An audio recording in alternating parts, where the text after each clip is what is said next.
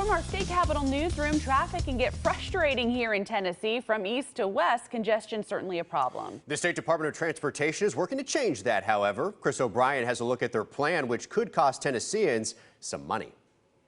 Traffic is unbelievably bad for sort of the population. I think, I've lived in Boston, I've lived in D.C., and it seems like traffic here is managed less efficiently than these even larger cities. Carson Yates is one of many drivers frustrated with traffic in Tennessee, but soon that congestion could change. The Tennessee Department of Transportation released its Build With Us plan, a complete overhaul of how it operates. That basically boils down to congestion, to delivery, and to workforce. It's one piece of a larger infrastructure plan Governor Bill Lee has endorsed as part of his re-election. With Tennessee's rapid growth comes the need to accommodate for it. When Ford decided to come here, for example, a new interchange is needed on the interstate to make sure that the traffic can get to that massive development.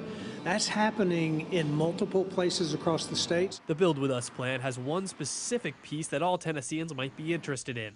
TDOT is aiming to potentially create a choice lane for our interstates. All we're doing is seeking the authority at this point.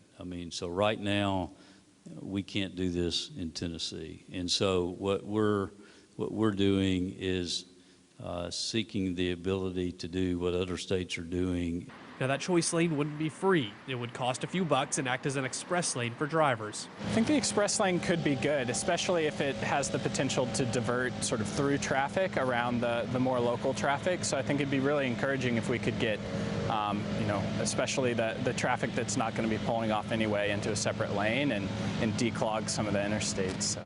In Nashville, Chris O'Brien.